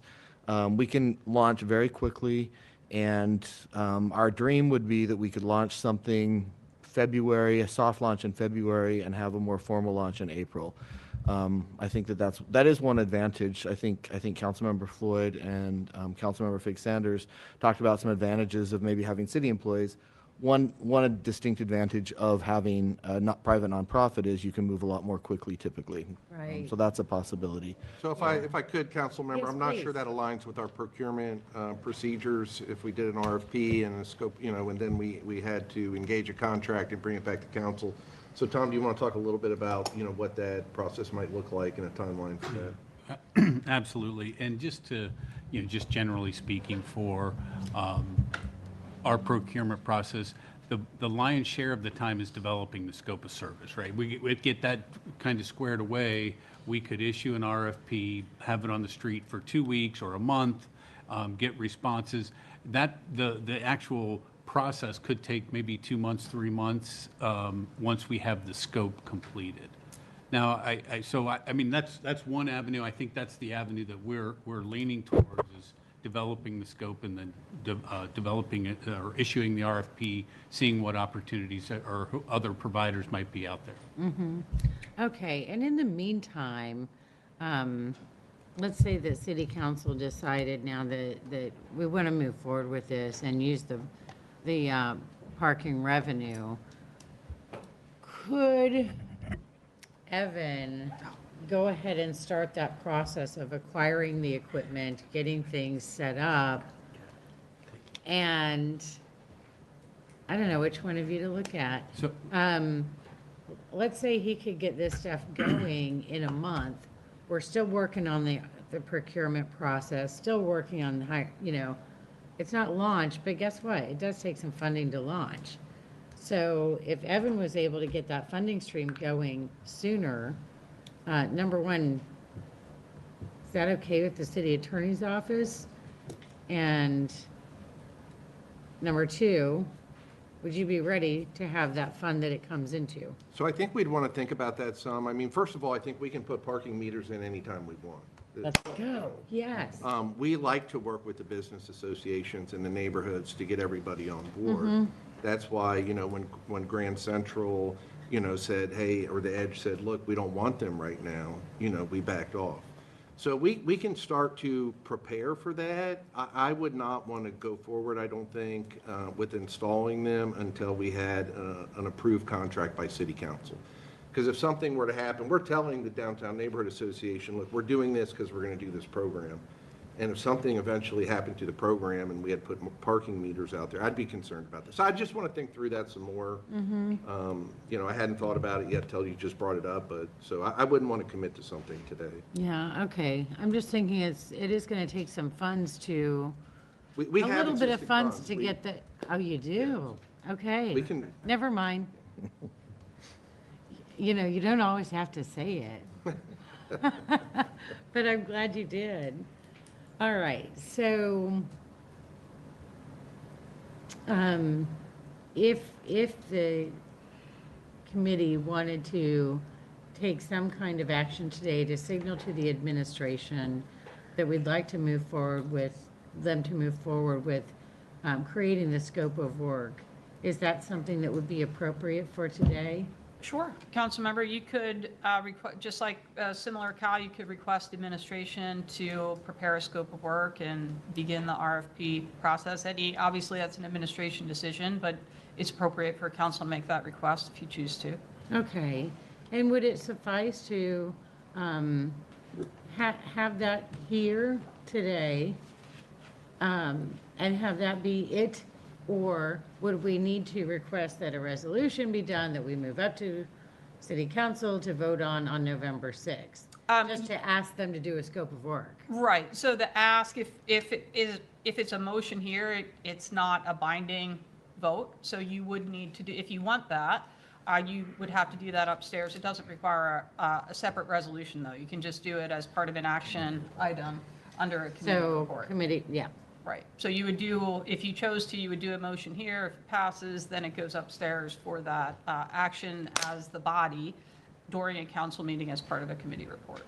And if I could just comment on our preference, like I said, we're very willing to work with council on this if there's 5 council members that want to move forward.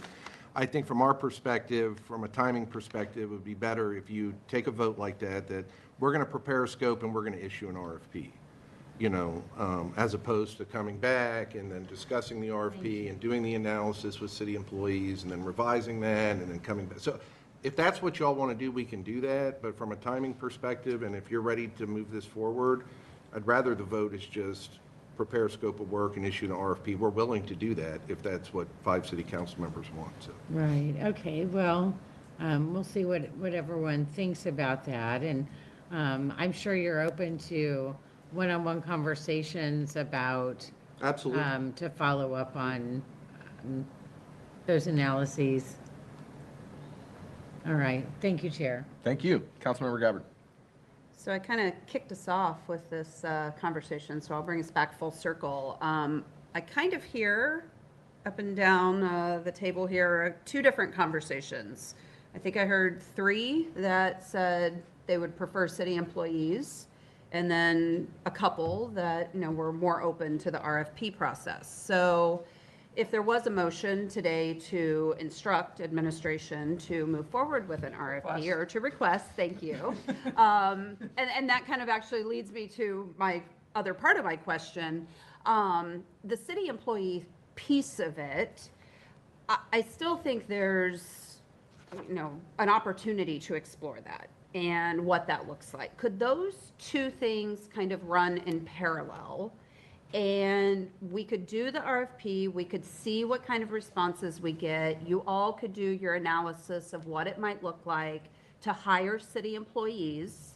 And then that could come back to city council and say, okay, here's what we got for the RFP, and here's what it would look like if we did it ourselves. Because I think there is a lot of valuable argument, regarding union jobs. I mean, I heard that, and the type of benefits that we provide for employees. And I'm always one to look at wanting to beef up our workforce. And so I don't want that idea to completely go away if we request that you move forward with an RFP. So I guess really the question is, on the employee part, is administration even open to talking about hiring this many new employees and really creating a new department to do this work? Yes, absolutely. Okay. If you wanted us to initiate parking meters and hire staff to do it, Okay. we're happy to have that discussion. We can do the RFP, we can bring back the analysis at that time. Okay. If that works better for everyone from a timing perspective, we're Okay. able to do that. Okay. I mean, I'm not making a motion, but I would be interested in kind of how those 2 things can move in parallel. I mean, what we hear council saying is, look, we want to improve our services downtown, right? And we're having a discussion about what's the best way to do that. Mhm. We're willing to have that discussion Yeah. and join you in that. Right. Okay. All right. Thank you, Chair. Thank you. Vice Chair Hanowitz. Just on this conversation in terms of of employees versus others. So we've talked about business district throughout the voluminous amount of this. Who normally does this work? So probably 95% of the time it's by a private nonprofit. Okay. There are some downtown development authorities that are quasi-governmental. Okay. But just because it's usually a very specific taxing district in a very specific part of the city, a lot of times cities have said it's easier for us because we are providing these services just to this district, not to conflate that with existing city services that we provide to everyone. There's an equity question about, we're doing city services, why do we do it for this one as opposed to another? Well, that's part of my concern with when you do employees and it's like, well, they're doing that for downtown and not anywhere else. That's part of the problem I have about the employee thing. If there is a business improvement district, and normally it's done the way you're saying, to me, that's a separate entity. And if you're using revenues from those residents that want it, that makes sense to me for a downtown. So again, I'm very flexible. I want to see it happen. But I think that there is probably a reason why you use an outside source. I think it looks worse if you use employees and are using it only in downtown, and then everyone's like, well, why don't we have it? Well, the reality is, then how are you going to fund it? You want to use parking revenue? Okay, are you going to really have parking revenue in Round Lake? Are you going to really have parking revenue in the neighborhoods? Are you going to, it's not going to work anywhere else. So how do you really have that explanation? And so logically to me, you're providing services because it's a business district. You have they've done it, how many number, whatever the number you gave, in all over the United States using this format. So you do the same thing. And we have funding mechanisms that are actually based from that. So that come from that area. So that's where I'm at. But I'm happy to go wherever council wants to go on this. So that's the only thing I wanted to bring up. And the parking revenue thing, I do have concerns with the parking revenue. I understand people are concerned about the CRA. Look, the CRA, they're going to amend the plan. It's not complicated. We're going to do it. We're in the process of doing it, so they can just add it there, and then the money's there. There's money literally in an account right now. Sitting. So we can. So that's not difficult. So the idea that CRA is going to be complicated, to me, it just shows that you could do it for the CRA. And then if those services, if people really want them and they want to pay for them, they've seen the value of those services. And then you could do a special assessment and say, well, the CRA is done. Maybe you consider parking revenue later. I don't know. To me, parking revenue can become an issue when you want to expand other places because you're not going to have the same revenue source or whatever. Even for Mirror Lake, later on they're going to say, well, we see it works. Maybe we don't want to do the special assessment district ourselves because they're not going to get the parking revenue. So I thought it was a good way to kind of do it as a project. People could see how it is. We have the money there. You're not affecting parking. You're not taking from anywhere else. And then people decide, okay, you know what, this works, and we want to take care of it ourselves, like they do throughout the United States of America. So, James. Sure, yeah. So I just wanted 2 comments on the both sources of revenue, and obviously we're here to give feedback and proceed however council wants to. If we were to look at parking revenue, what we would like to do, and I think Evan has expressed this to Jason, as council member, as Administrator Gerber has mentioned, we want to be collaborative with the business and neighborhood associations. There is a meeting coming up next week where we're going to meet with the Downtown Business and Neighborhood Association. While they did provide a letter supporting the program, we would like to see them say they support the parking. And so we're asking for explicitly that the Neighborhood and Business Association support the additional parking meters or charging for parking for us to move forward. And if they have some input that looks different than this example here, that would obviously change the number or the amount of funding potentially available. So I just wanted to say that if we move forward with the parking route, and then as far as the TIF, the CRA, obviously we can do that. As you mentioned, we can modify the plan. There are funds in that account right now, but the area would look different than what it shows right here. Yeah. Because Williams Park is not there, and there's this weird L-shaped area between First and Second that we'd have to cut out, that we could not provide services there. So just things to consider. We're happy to proceed however council would like us to. But in those areas, maybe you wouldn't, but there are other areas that you'd expand to. I think the parking thing, and one of the concerns I have with parking, I'm fine with using parking, next thing you know, they're going to be like, oh, what else can we use the parking revenue for? I mean, you open up doors that I don't know if you want to open up, whereas the CRA is going to be, this is the plan, this is the limits, and by the way, there's an end date. Like a literal end date. So, but I get where you're saying the Williams Park issue, and, you know, I don't know how we work through that, but I'm fine with the parking too. So, with that, Chair, thank you. Thank you. Councilmember Fig Sanders. Thank you. Just the final thing I'm going to say on the city staff, with the relationships and conversations that I've had with city employees that already do that, they're already ramped up for downtown. So we're not going to be doing anything that's not already happening. So, you know, it's based on need and area, and we're already doing that as a city. There are certain levels of services that are happening downtown that's not happening throughout the already city. So by saying us ramping up or hiring just for it, we're already doing it. So, so I don't know where this is coming from, but we are already doing it. So it's good to know people and places where you can get their feedback on it as well. So if we use additional city staff, as I stated, hiring a different, whatever the number may be, I would fully support that because we're just adding on to an existing program of level of services that we are already doing. So I will go with the majority, but that is my preference, is for us to provide what I know as an employer that we can do for some of those. Again, I'm about that check the box. I'm about working with all of our constituents. And of course, our ambassadors, you know, they'll have a different view of the importance or level of services that they're going to provide, but I'm looking holistically at we as a city, as an employer, can actually provide. So I'll end it there. Thank you, Chair. Thank you. Councilmember Harding. Thank you, Chair. Jason, thank you for all the work. Well, thank you both for all the work you've done. Can we go back? I know that Administrator Gertis mentioned some numbers as well on budget. What's the number that this will cost to run a year? What's our best guess so far, our best estimate? So we can adopt it based on the revenue that we get. So the idea that we had, the original budget that we had looked at was 1.2 million for the first year. Some of that was startup costs, so it would be probably less than that. We've also said it's going to be iterative, and so that may go up over time, that may go down over time. Some of the things we find that we think were important don't turn out to be important. The $750,000 number, I think, is reasonable to start with, if that's the number that comes out. But we will go out and recruit additional funds for that. We will go out and get private donations to help support that. And we'll go to, as I mentioned, Visit St. Pete Clearwater, where we've already had some conversations to see if they will help to support a component of that.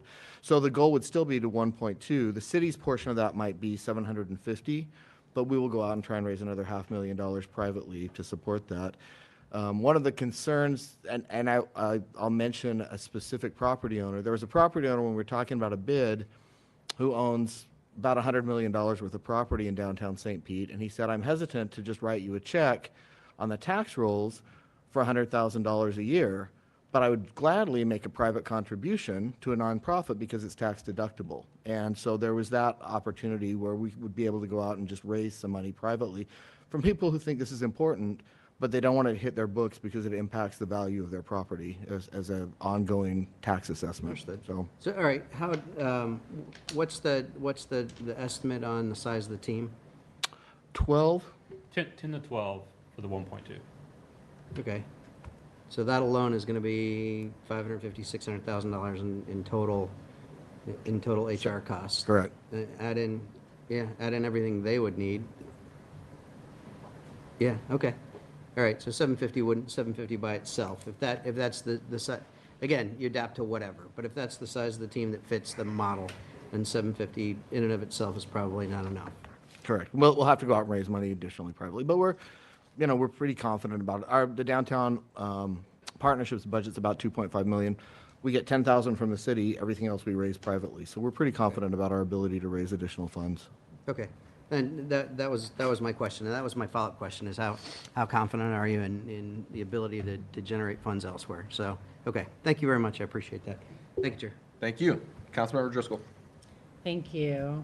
You know, there could be a scenario where we do a hybrid and use CRA dollars plus the in parking revenue for the first few years, and then kind of, depending on how this goes and grows, we could start to shift more towards one or the other. But, I mean, just in studying this, it's become pretty clear that we can use some more paid parking spaces around downtown no matter what. So, I like it. I like just relying on that because it, like I said, it's more expandable than the CRA. But if there's, I mean, there could be a way that a hybrid works, and maybe Tom can take a look at that, see if it makes sense. I like keeping it simple, but I would say, just as someone who runs a nonprofit, again, if you use that model, having multiple funding sources is a lot safer than being reliant on a single funding source. And so if there were different entities yeah, coming in, not just from the city, again, we would go out and recruit money from other places. yeah. But I think that having additional funding sources is always more valuable than relying on just a single funding source. Yeah, great point. And we've heard some pros and cons for each option. So just something else to think about as you guys start to put things together. Yeah, certainly happy to discuss it with the mayor. Personally, for myself, with the capital needs that we have downtown, I would be reluctant to use the in-town TIF, but. Yeah, there's some, and it would be unique because we don't really use it for, this particular CRA has not historically been used for programming. And that has been a bit of a concern of mine. So, on that note, I will go ahead and make a motion that the City Council requests that the administration move forward with work on a scope of work in preparation for an RFP for the Downtown Improvement District's Clean Team. Is that it? Yes, thank you, Chair. You're welcome. Just making sure. Didn't want to cut you off. I just have a couple of quick questions. Evan, can I ask you a couple of questions real quick?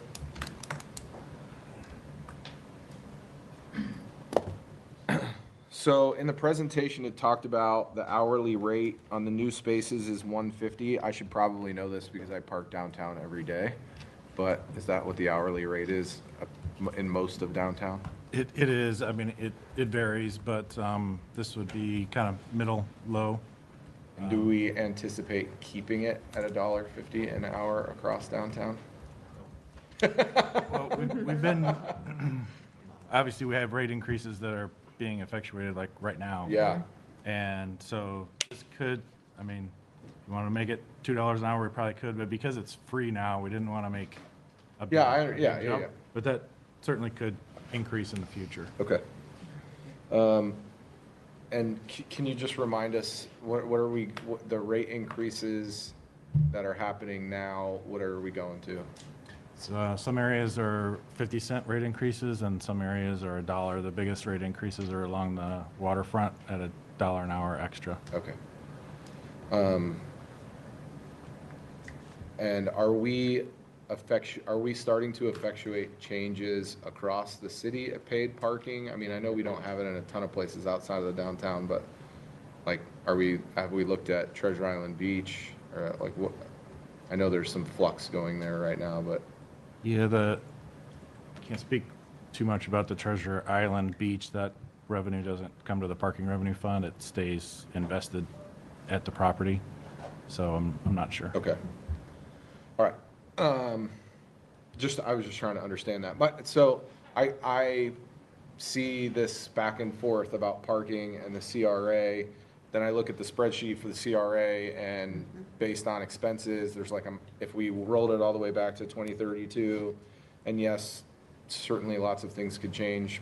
I always try to look at it worst case scenario. There's like a $9 million, and that's not even worst case scenario. It's like normal scenario. It's like a $9 million shortfall. But also, I see the point of using the CRA. I think you make some very good points, Vice Chair. And so, but I also am very hesitant to lock up future increases in parking revenue in the downtown and set the precedent that that's how we use it. And so I go back and forth on it. I think where I've landed on this is a pilot program.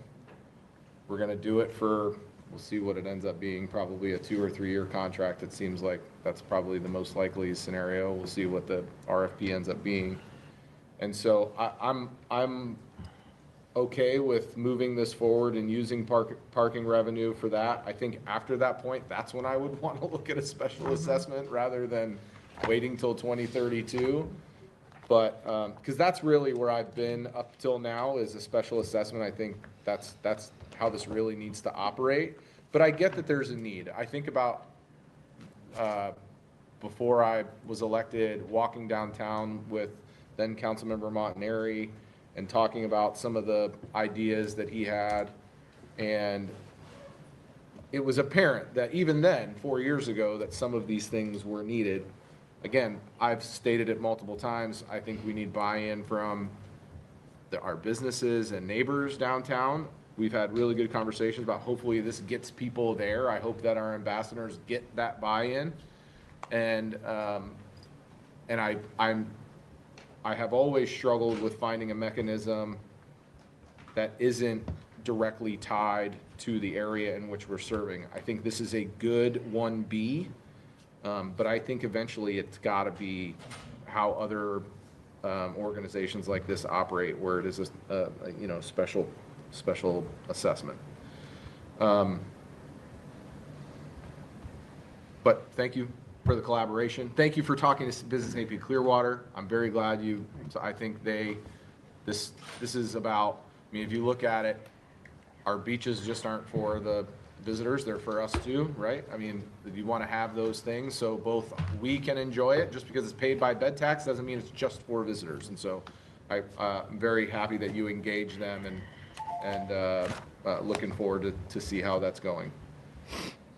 Okay, Councilmember Floyd. I just want to get clarification. The motion as it's presented does not include any contemplation for an analysis about city employees doing this work. It does not on the floor. And is there disinterest in that, I guess?